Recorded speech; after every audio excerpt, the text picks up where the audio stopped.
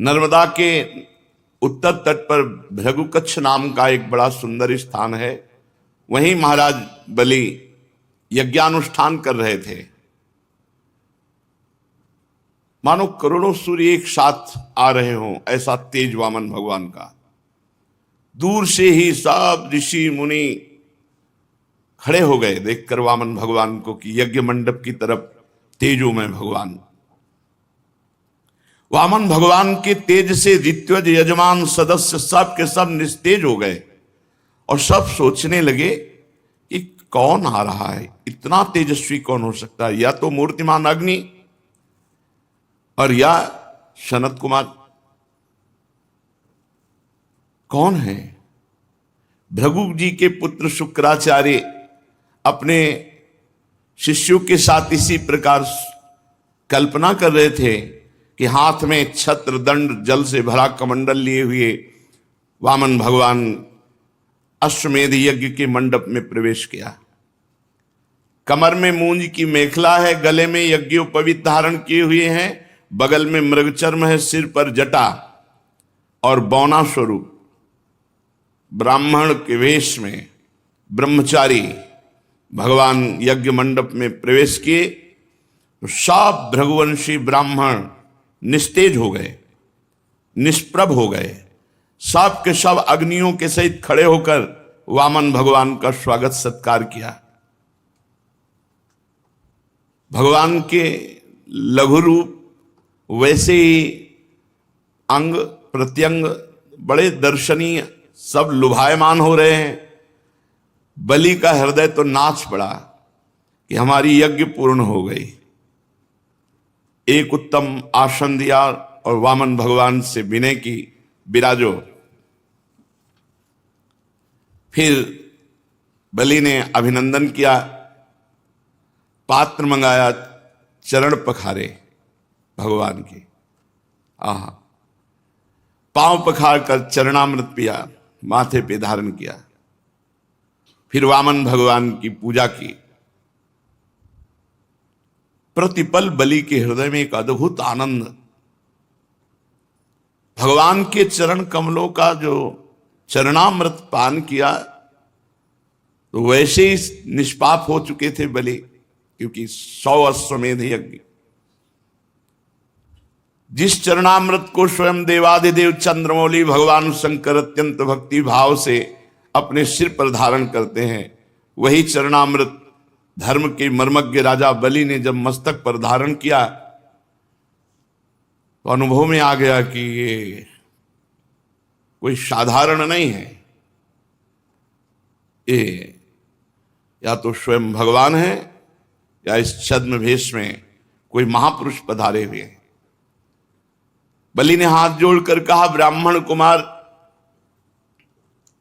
स्वागतम ते नमस्तुभ्यं ब्रह्मन् किं करवाम ते ब्रह्मर्षीणां तपः साक्षान् मन्ये त्वार्यवपुर्धरम् अद्य नः पितरस्तृप्ता अद्य नः पावितं कुलम् अद्य स्विष्टः क्रतुरयम् यद भवानागतो गृहान। स्वागतम स्वागतम, स्वागत है आपका, स्वागत है, नमस्कार नमस्कार, आपको बार बार नमस्कार। आज्ञा कीजिए, मैं आपकी क्या सेवा करूं। आज मुझे ऐसा जान पड़ता है कि बड़े बड़े ब्रह्म ऋषियों की तपस्या ही स्वयं मूर्तिमान होकर वामन के रूप में मेरे सामने आई है। आज मैं धन्य हो गया, आप यहां पधारे, आज मेरे पितर तृप्त हो गए, आज मेरा कुल वंश पवित्र हो गया, आज मेरा यज्ञ सफल हो गया। हे वामन ब्राह्मण कुमार, पता नहीं आपके पांव पखारने से बड़ी बड़ी विधि पूर्वक यज्ञ करने पर भी जो आनंद नहीं आया, वो आनंद आपके पांव पखारने से आया। आज मुझे सब फल मिल गया। ये नन्हे नन्हे चरणों का धोवन हमारे हृदय में एक अद्भुत आनंद प्रकट कर रहा है। हे ब्राह्मण कुमार, ऐसा जान पड़ता है कि आप यहां ऐसे ही नहीं आए, कोई उद्देश्य लेकर आए। क्योंकि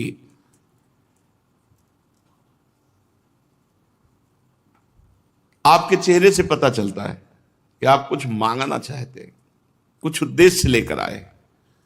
पूज्य ब्रह्मचारी, आप जो आज्ञा करेंगे उसकी पूर्ति होगी। गाय, सोना, सामग्री, सुसज्जित घर, पवित्र अन्न, पीने की वस्तु, विवाह योग्य ब्राह्मण की कन्या, संपत्ति से भरे हुए गांव, नगर, राज्य, जो चाहे वो ले लीजिए। अवश्य ही मैं आपको दूंगा, क्योंकि आज मेरा परम मंगलमय है। आप पधारे, इससे परम मंगल। आप जो चाहे। राजा बलि के वचन धर्म भाव से भरे, बड़े मधुर थे। उन्हें सुनकर भगवान वामन प्रसन्न मुद्रा में अभिनंदन करते हुए कहा, राजन, आपने जो कहा कि ये वस्तुएं, तो ये आपके कुल परंपरा के अनुरूप है, धर्म भाव से परिपूर्ण है, यश को बढ़ाने वाला है, परलोक में हितकारी है। और ऐसा आपके मुख से शोभा भी दे रहा है, क्योंकि भृगुपुत्र शुक्राचार्य जी को गुरु मानकर, परम प्रमाण मान करके आप आराधना कर रहे हैं। और जिसके कुल वृद्ध पितामह परम शांत प्रहलाद जी हों, उसके मुख से ऐसे निकलना स्वाभाविक ही ठीक है। आपकी वंश परंपरा में कोई धैर्यहीन या कृपण पुरुष कभी नहीं हुआ। ऐसा कभी तुम्हारे वंश में नहीं हुआ जिससे मांगा गया हो और वो देने में पीछे हट गया हो।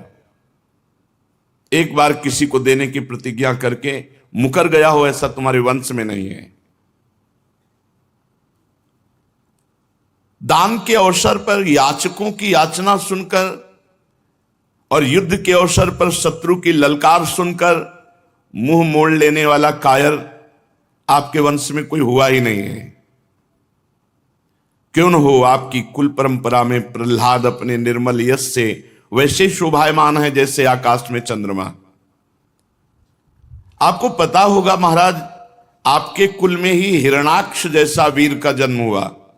वो वीर जब हाथ में गदा लेकर अकेला दिग्विजय के लिए निकला, तो सारी पृथ्वी में उसका कोई जोड़ नहीं मिला।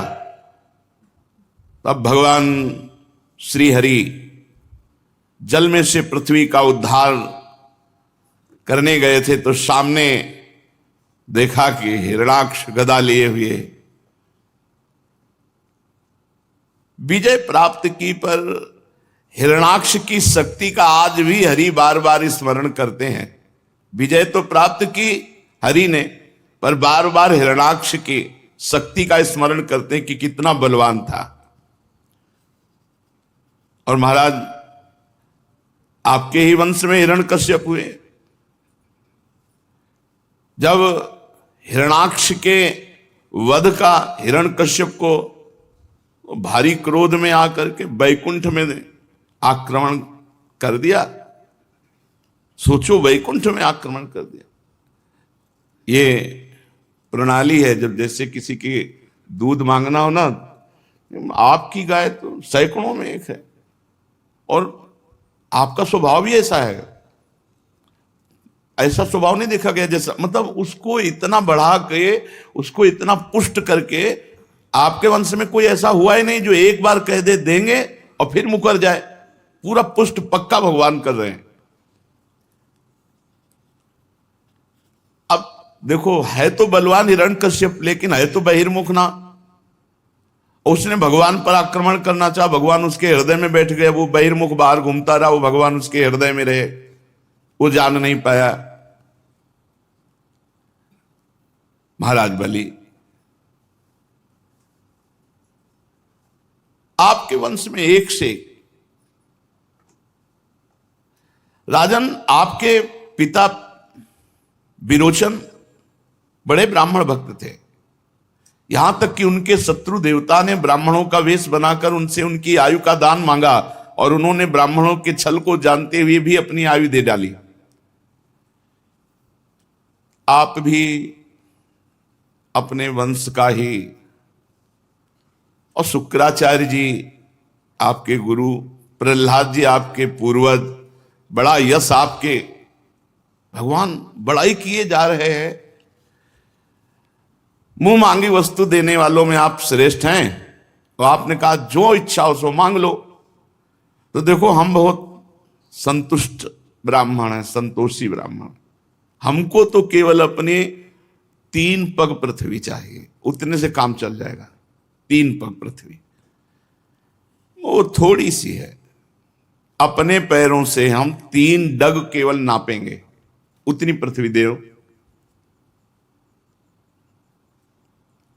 बहुत जोर से सब सभा और बलि जी भी हंस दिए, बोले ब्राह्मण कुमार तुम किससे बात कर रहे हो? त्रिभुवन पति से बात कर रहे हो। तुम वैसे जब बात करते तो लगता है ज्ञानियों में श्रेष्ठ कोई बात कर रहा है, पर अभी बच्चे हो तुम।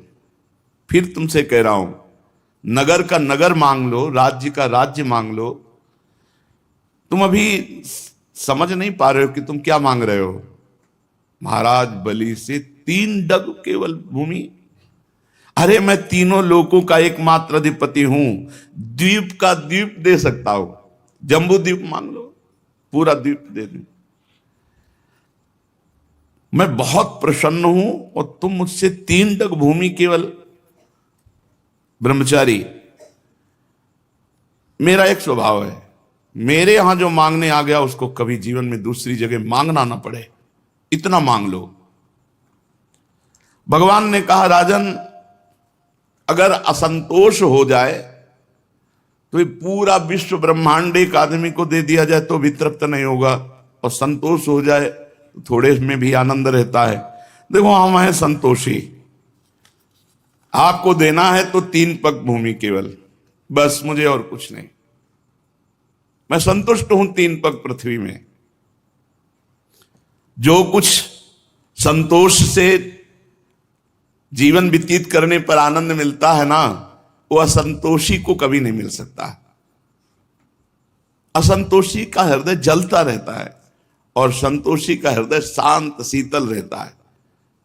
असंतोषी जन्म मृत्यु के चक्कर में पड़ता है और संतोषी मोक्ष। वैसे तो स्वयं प्राप्त वस्तु से जो संतुष्ट रहता है उसका भजन तेज कभी नष्ट नहीं होता और वो सहज में मोक्ष पदवी पर आरूढ़ होता है। कोई इच्छा नहीं, आकाश वृत्ति से स्वयं जो आए उसी से, न मांगना न कोई उपाय करना। पर हम आए हैं तुम्हारे यहां मांगने, इसीलिए मैं अपनी बात पे डटा हूं कि केवल 3 पग भूमि का आप दान कीजिए। भगवान जब अपनी बात पर डटे हैं तो राजा बलि ने कहा चलो जिसमें तुम्हें प्रसन्नता हो उतना ही कर लो। 3 पग पृथ्वी चाहिए, जलपात्र उठाया, मैं संकल्प करता हूं। शुक्राचार्य जी सब कुछ जान गए कि अरे वामन रूप में तो स्वयं भगवान है और राजा बलि को त्रिभुवन से, जो त्रिभुवनपति पद है उससे हटाने की ये लीला है। शुक्राचार्य जी ने कहा विरोचन कुमार बलि सावधान, संकल्प मत करना।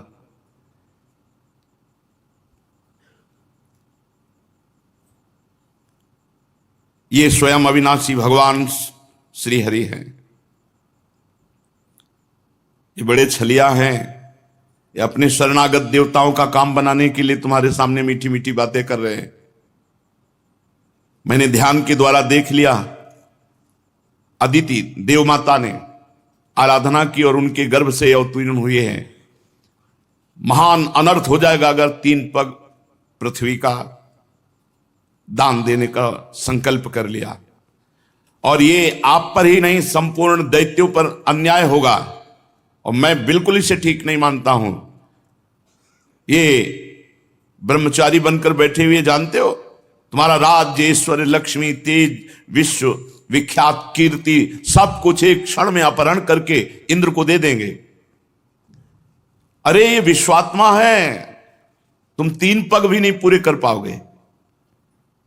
मूर्ख, जब अपना सर्वस्व छिन जाएगा तो तेरे परिवार का, तेरे राज्य का कैसे जीवन निर्वाह होगा।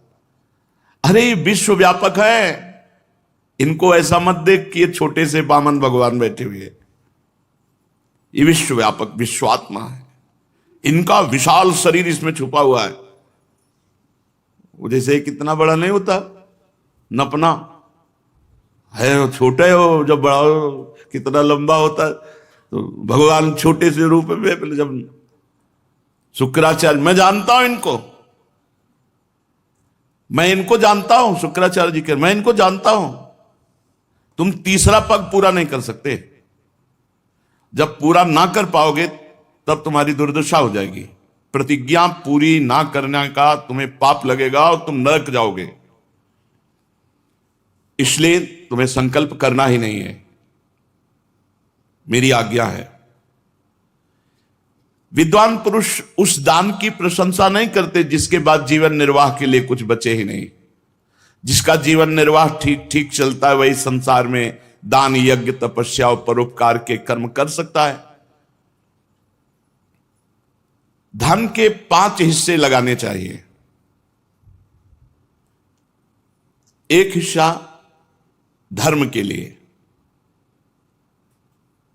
गुप्त, कोई जाने ही नहीं तो धर्म माना जाएगा।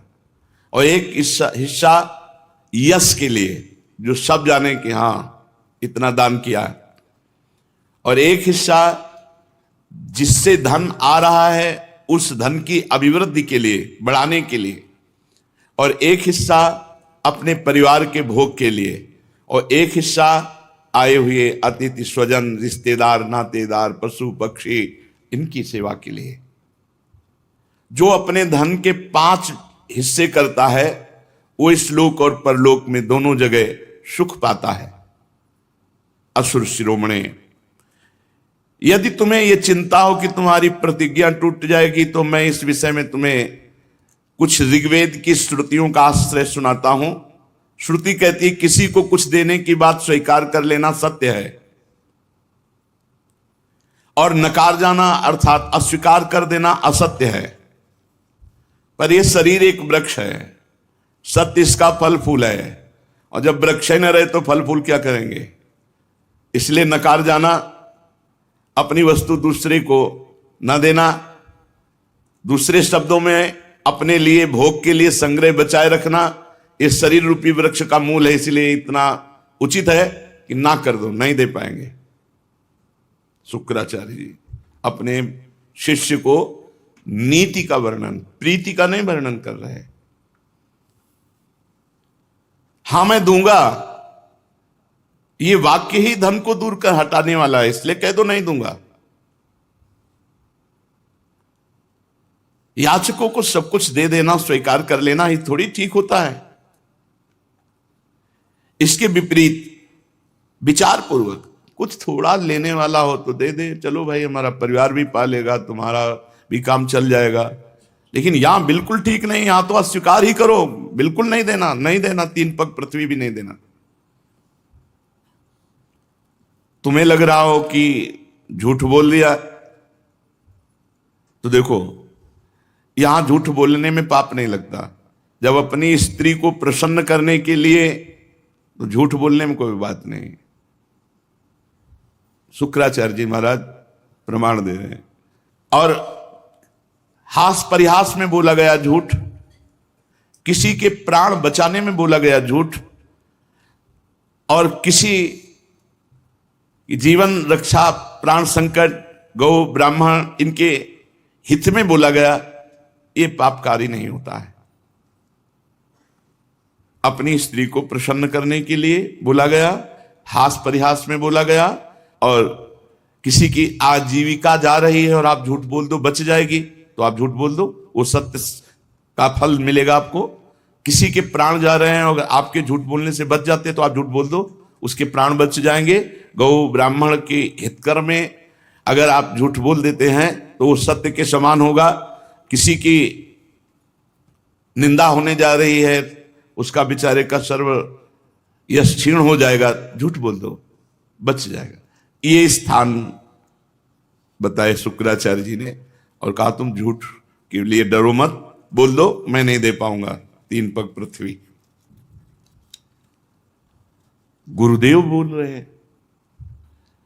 राजा बलि ने कहा भगवान आपका कहना सत्य है, गृहस्थाश्रम में रहने वालों के लिए वही परम धर्म है जिससे उनकी आजीविका में बाधा न पड़े। परंतु गुरुदेव मैं प्रहलाद जी का पौत्र हूं।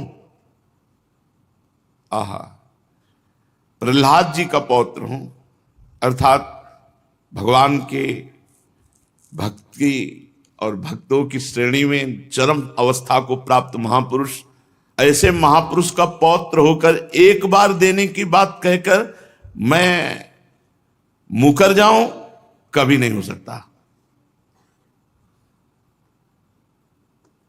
इससे बढ़कर के कोई पाप नहीं हो सकता मेरे लिए कि वामन ब्रह्मचारी हमारे यहां मांगने आए और मैं अपने सुख के लिए कह दूं कि नहीं नहीं अब मैं झूठ बोल जाऊं कि अब आपको नहीं दे पाऊंगा पृथ्वी। महाराज, इस संसार में सबसे बड़ी बात है आए हुए अतिथि का, शरणागत का पूर्ण रूप से स्वागत करना सबसे बड़ी बात है। दधीची अपने हड्डियों को, जीवन को दे दिया, सिवी काट काट के मांस दे दिया कबूतर की रक्षा के लिए। इन महापुरुषों ने दुष्ट प्राणों को दान कर दिया। ये तो पृथ्वी मांगने आए हैं और इस पर हम विचार, सोच विचार इतनी गहराई से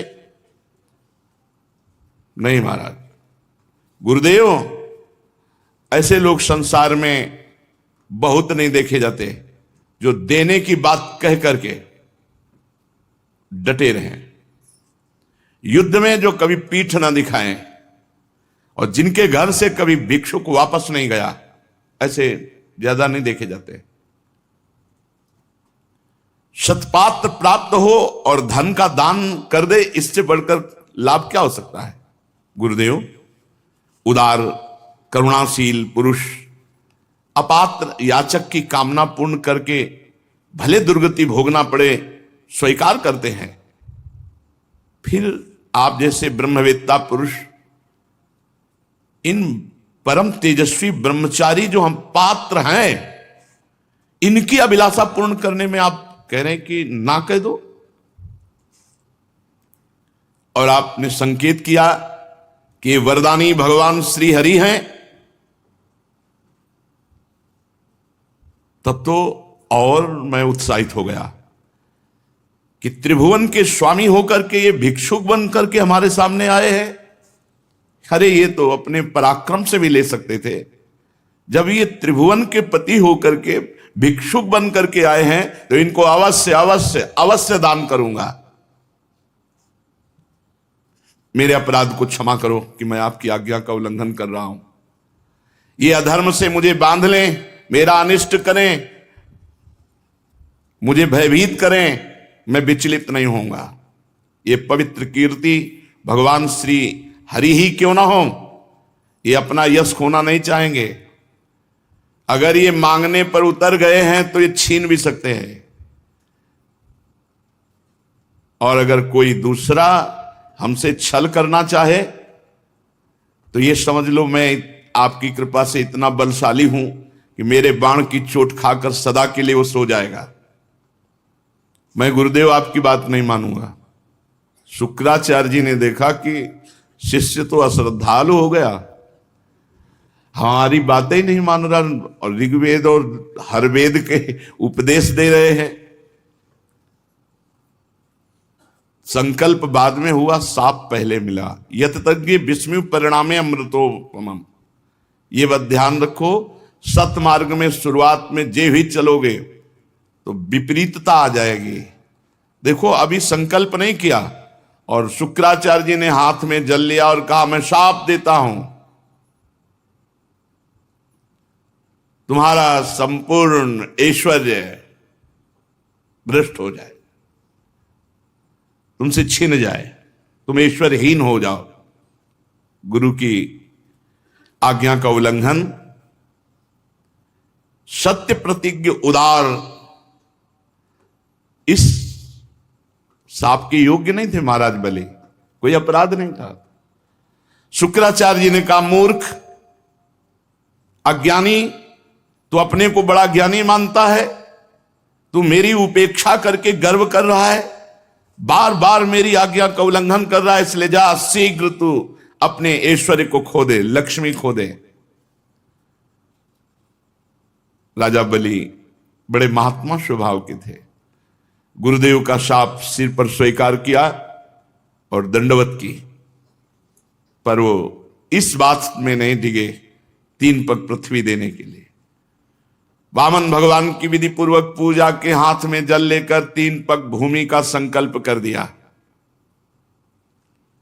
उसी समय राजा बलि की पत्नी विंध्यावली, जो मोतियों के गहनों से सुसज्जित थी, वहां आई और अपने हाथों से वामन भगवान के चरण पखारने के लिए जल से भरा हुआ स्वर्ण का कलश ला कर दिया। बलि ने पुनः दोबारा भगवान के चरण धोए और चरणों का वह विश्व पावन जल अपने सिर पर चढ़ाया। देवता लोग ये देख करके, सौभाग्य इतना बलि का देख के कि हमको राज्य तो मिलेगा ही अब, क्योंकि भगवान ने ठान लिया है, लेकिन जो बलि को मिल रहा है वो मुझे नहीं मिला, बलि आगे ही रहेंगे। देवता लोग पुष्पांजलि बलि के ऊपर चढ़ाने लगे कि धन्य है राजा बलि, तुम्हारा अलौकिक कार्य धन्य है।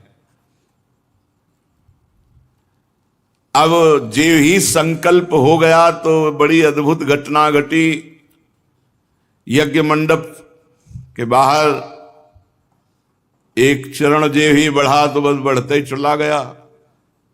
सब आश्चर्यचकित, वामन भगवान का पृथ्वी, आकाश, दिशाएं, स्वर्ग, पाताल, समुद्र, पशु पक्षी, मनुष्य, देवता, ऋषि सब समाते चले जा रहे हैं, भगवान का चरण बढ़ता चला जा रहा है। सब ऋषि मुनि आश्चर्यचकित है। इतना बड़ा भगवान का रूप हो गया कि चरण तल में रसातल, चरणों में पृथ्वी, पिंडलियों में पर्वत, घुटनों में पक्षी, जांघों में मरुदगण,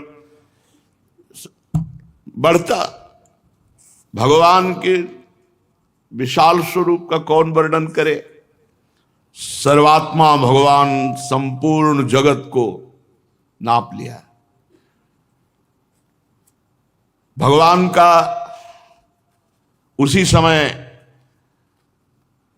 सुदर्शन चक्र गरजते हुए, भयंकर टंकार करने वाला सारंग धनुष, पांचजन्य शंख, कौमोद की गदा, 100 चंद्राकार चिन्हों वाली ढाल, विद्याधर नाम की तलवार, अक्षय बाणों से भरे 2 तरकस, लोकपालों के सहित भगवान के सुनंदादि पार्षदगण, ये सब उपस्थित हो गए।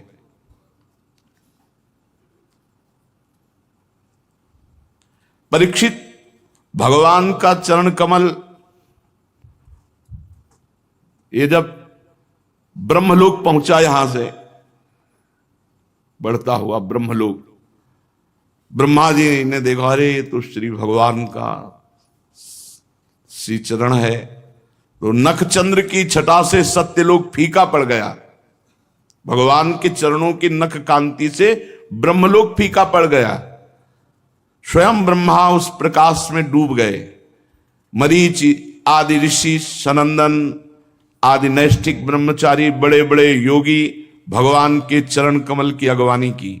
वेद, उपवेद, नियम, यम, तर्क, इतिहास, वेदांग, पुराण सहित ये सब मूर्तिमान होकर वहां भगवान के चरणों की आराधना।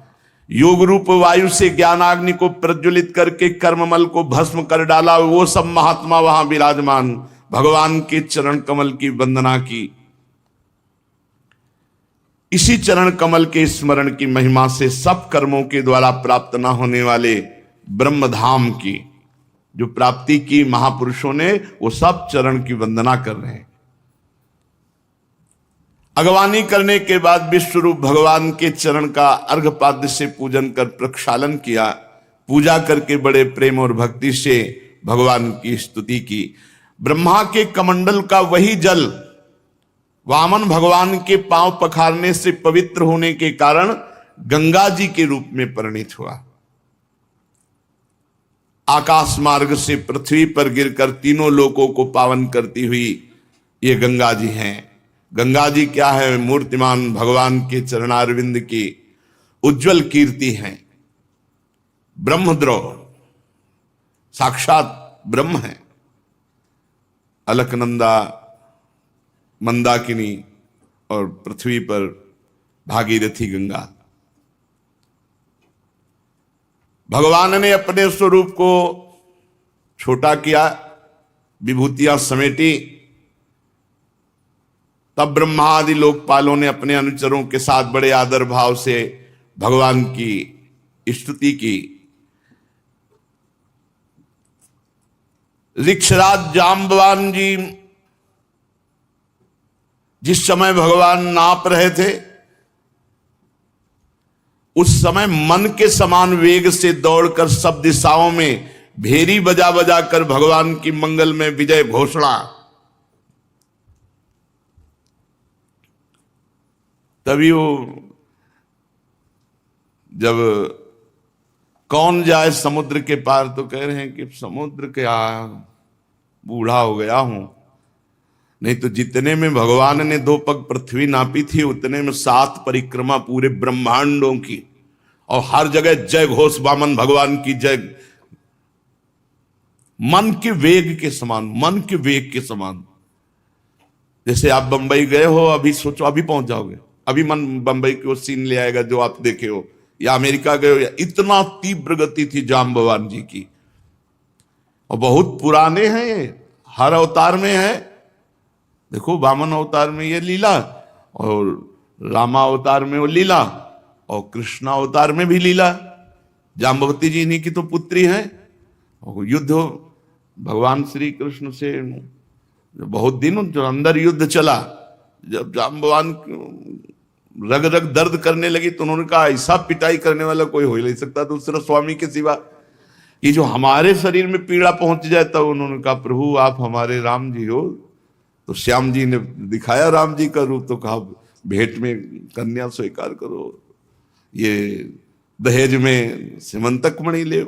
जाम्बवती जी वही महाभागवत जाम्बवान जी भगवान की मंगल में विजय घोषणा की। दैत्यों ने देखा, जो बड़े बड़े वीर थे, कि 3 पग पृथ्वी मांगने के बहाने तो सारा त्रिभुवन ले गए।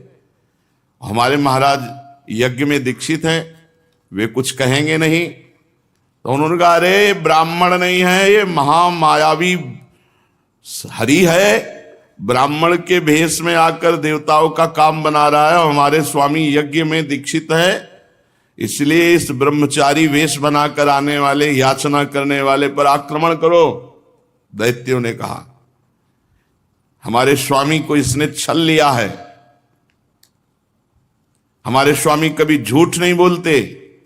ऐसी अवस्था में हम लोगों का कर्तव्य होता है अपने स्वामी की संपत्ति की रक्षा करना। और असुरों ने अपने अपने हथियार उठा लिए, वामन भगवान को मारने के लिए टूट पड़े। पहले ही बता दिया कि जब वामन भगवान ने अपने चरण बढ़ाना शुरू किया था तो दिव्यास्त्र और दिव्य पार्षद सब पहले उपस्थित हो गए थे। एक क्षण में जितने दैत्य उत्साहित होकर के, तो नंद सुनंद जय विजय प्रबल बल कुमुद कुमुदाक्ष विश्वक्सेन गरुण जयंत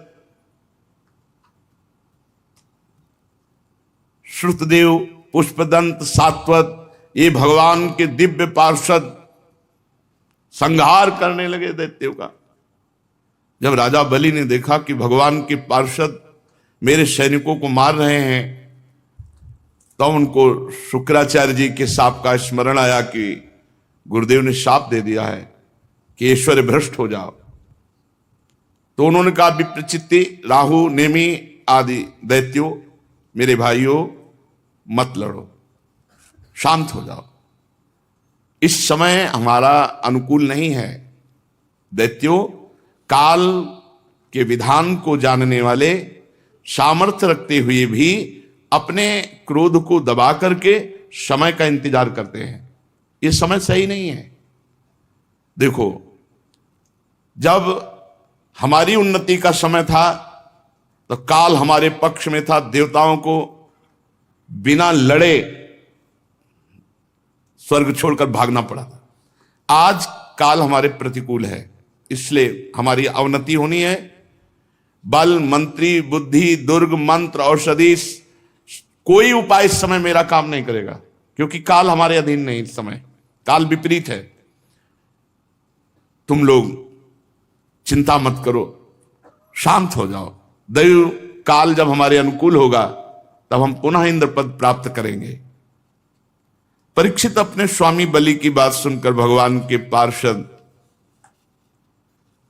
विजयश्री और दानव भाग गए। भगवान ने पक्षीराज गरुण से कहा कि बांधो इस बलि को, वरुण पास में बांध दो। ये बहुत कष्टप्रद पास होता है, प्रतिपल प्राणों को कष्ट देता है। बांध दिया गया, वरुण पास में बलि को बांध दिया। वैसे बिल्कुल विचित्र लीला है इनकी।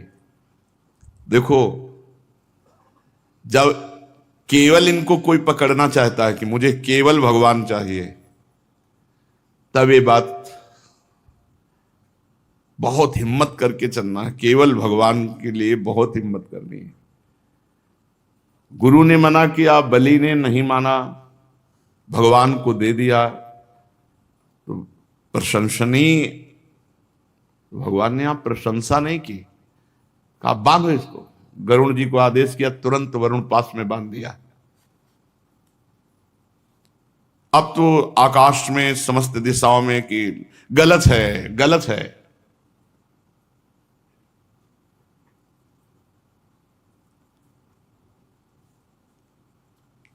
क्योंकि जिसने सर्वस्व अर्पित कर दिया, अब क्या है? अभी अहंकार देखना है। ये देने का अहंकार है क्या? ये जगत गुरु हैं ऐसे।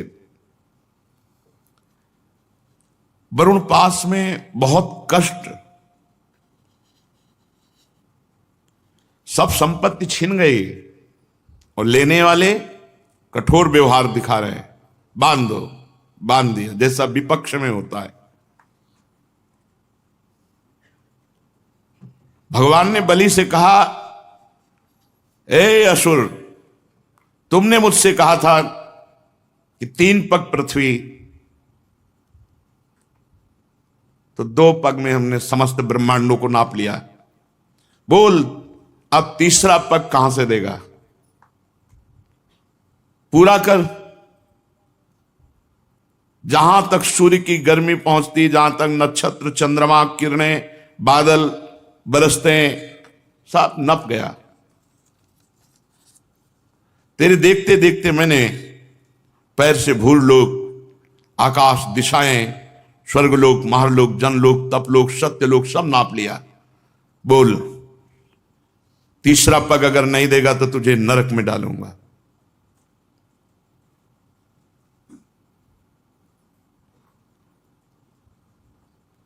यही संभाले तो संभल सकता है, नहीं तो ऐसी कैसे ऐसे हो सकता है। और गुरु तो तेरे प्रतिकूल हो ही गए हैं, शाप दे ही दिया है। अब अवश्य अवश्य तुम नरक जाओगे। जो दान देने की बात करके मुकर जाता है, धोखा देता है, उसके सारे पुण्य नष्ट हो जाते हैं, उसे नरक में गिरना पड़ता है। तुझे बड़ा घमंड था, मैं त्रिभुवनपति हूं, मैं बड़ा दानी हूं, मैं दूंगा, ऐसा कह के और फिर दे नहीं पाया, अब तीसरा पग पूरा करने तुझे नरक भोगना पड़ेगा। महाराज बलि ने कहा, आराध्य देव, आपकी बड़ी पवित्र कीर्ति है, तो क्या आपने ये समझा कि मैं झूठ बोल रहा था कि तीसरा पग, 3 पग पृथ्वी नहीं दे पाऊंगा? ऐसा नहीं है, मैं आपको सत्य बोल रहा हूं और सत्य दिखाऊंगा। आप धोखे में नहीं हैं। 2 पग से हमारी संपत्ति नापी, अब तीसरा पग से मुझे नापो, क्योंकि मैं संपत्ति से अलग हूं, मैं संपत्तिवान था। अब अपना चरण मेरे माथे पे रखो, उसी वामन रूप में नापो मेरे को। 1 पग मैं हूं, क्योंकि भगवान वामन रूप में है। मैं झूठ नहीं बोला था, और यह भी नहीं कह रहे कि आपने छल किया है। आपकी पवित्र कीर्ति है। आप मेरी बात को असत्य समझते हैं, ऐसा नहीं, मैं उसे सत्य कर दिखाता हूं। आपको धोखे में नहीं डाला। आप कृपा करके तीसरे पग को मेरे मस्तक पर धार। और ये नरक में जाने का भय किसी और को दिखाओ, हमें नहीं। देखो, ये भक्त का हृदय होता है। आप मुस्कुरा रहे हो ना, मुझे दुख भरे पास में बांध करके, मुझे कोई दुख नहीं है इससे। आप ऐसा दिखा रहे हो ना कि मेरे पास अब फूटी कौड़ी भी नहीं बची है, गुरु भी विपरीत है, और आप भी मुझे दंड दे रहे हैं, इस पर मुझे बिल्कुल कोई भय नहीं है। मैं डरता हूं तो केवल इस बात से कि मुझसे कोई त्रुटि ना हो जाए, अपराध ना बन जाए। अपने पूजनीय गुरुजनों के द्वारा जो दंड दिया जाता है वो तो पावन करने वाला होता है, और मैं ऐसा दंड चाहता हूं, क्योंकि ऐसा दंड ना माता पिता भाई बंधु नहीं दे सकते, वो तो गुरुजन ही दे सकते हैं। प्रभु, आप छिपे रूप से अवश्य ही हमें श्रेष्ठ शिक्षा दी है। आप हमारे परम गुरु हैं। जब कोई धन से मतवाला होता है, बल से मतवाला होता है, अहंकार से मतवाला होता है, तो आप उसे ठीक करते हैं, उसको ज्ञान नेत्र प्रदान करते हैं, उसके अहंकार का नाश करके। ये परम उपकार है नाथ। मैं कैसे बताऊं कि आप कितना उपकार हमारे ऊपर किए। अनन्य भाव से योग करने वाले योगीगण जो सिद्धि प्राप्त नहीं कर पाए, वो सिद्धि मुझे प्राप्त हुई। मुझे ये धमकी मत दो कि नरक। ऐसी महिमा आपकी, ऐसी लीला आपकी, वो आप मुझे दंड दे रहे हैं, वरुण पास से बांध रहे हैं। प्रभु, इसमें ना मुझे कोई लज्जा है, ना मुझे कोई व्यथा है, ना मुझे कोई दुख है। फिर कहता हूं, मैं प्रहलाद जी का पौत्र हूं।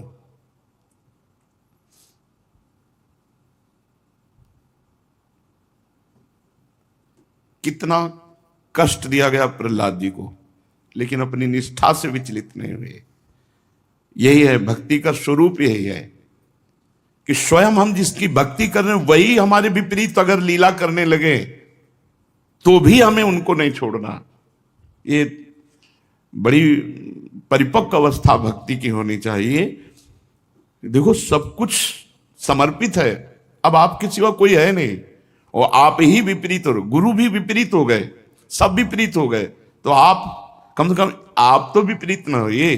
लेकिन आखिरी हद की बात है कि आप भी विपरीतता दिखा रहे हो। कह रहे हैं तुझे पक्का नरक मिलेगा, और गरुण जी से कह के वरुण पास में बंधवा दिया, और कहां तीसरा पग पूरा करेगा। बड़ा दानी बनता है ऐसा। ये जैसे जादूगर की हर चाल को जमूरा जानता है, ऐसे ही भगवान की भक्ति में इतनी सामर्थ्य है कि भगवान की हर चाल को पहले ही भक्त के अंदर भक्ति समझा देती कि ऐसे से ऐसे चलना है। इसीलिए भक्ताधीन भगवान को कहा गया है। भक्ति के भाव में भरकर भगवान अजित को जीत ले, वो भक्ति है। इसलिए भगवान की भक्ति में इतनी सामर्थ्य है कि जो न योगी न तपस्वी न ज्ञानी कभी भगवान को अधीन कर नहीं पाए, वो भक्तों के पीछे डोले हैं, भक्तों के पीछे डोले हैं। भक्तन पाछे यो फिरत जीव बछरा संग गाय, भक्ताधीन मनः पूज्य गोपाल शास्त्र नाम। भक्ता अधीन प्रहलाद जी की मेरे पितामह हैं, सारे जगत में प्रसिद्धि है। किस बात से? कि आपके भक्तों में सर्वश्रेष्ठ है। तो प्रभु मैं उन्हीं का पौत्र हूं।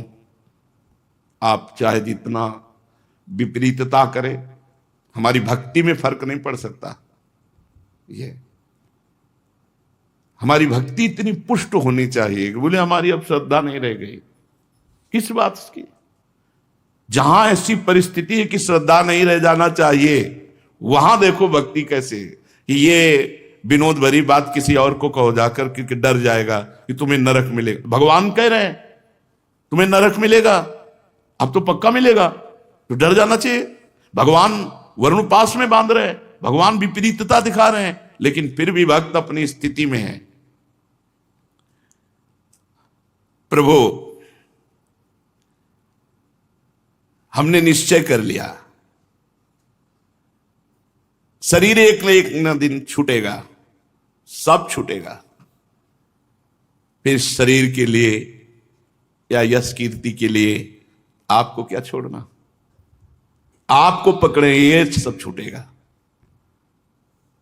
लौकिक दृष्टि से आप कुछ भी कहें, लेकिन अंतर्दृष्टि से आप देखें, अंतर्दृष्टि से प्रभु हिरण्यकश्यप के वंश का हूं, तो आप बाह्य दृष्टि से तो हमारे साथ शत्रुता का व्यवहार दिखा सकते हो, अंतर्दृष्टि से नहीं। दोनों बातें सामने रखते हैं। प्रहलाद जी का पौत्र हूं, मतलब भक्ति की कसौटी में आप कितना भी कस लो, हमें फेल नहीं कर सकते। और ये जो बाहर लीला कर रहे हो गलत है नहीं, क्योंकि हिरण्यकश्यप हमारे ही पितर है, तो आपसे द्रोह करते थे, तो आप द्रोह की लीला हमसे करोगे, कर लो। पर अंतर्दृष्टि से देखो आप, बलि ऐसा बोल ही रहे थे, मुख में भगवान नाम, आंखों में अश्रु, प्रहलाद जी पधारे। राजा बलि ने देखा कि मेरे पितामह बड़े तेज संपन्न और मुस्कुरा रहे हैं, कमल के समान कोमल नेत्रों से अश्रुबिंदु टपक रहे हैं। वरुण पास में बलि बंधे हुए, इसलिए जैसा प्रहलाद जी के आने पर आदर करते थे वैसा नहीं कर पाए, केवल नेत्रों से। प्रहलाद जी ने देखा भक्तवत्सल भगवान वहां विराजमान है, सुनंद नंदादि पार्षद सेवा कर रहे हैं। प्रहलाद जी तो वैसे ही पुलकित अश्रुप्रवाह, लेकिन जब देखा कि बलि जी पर इतनी कृपा, तो साष्टांग भगवान के चरणों में लौट गए। और फिर जो भगवान से वार्ता हुई वो आगे शिष्य श्री राधा वल्लभ।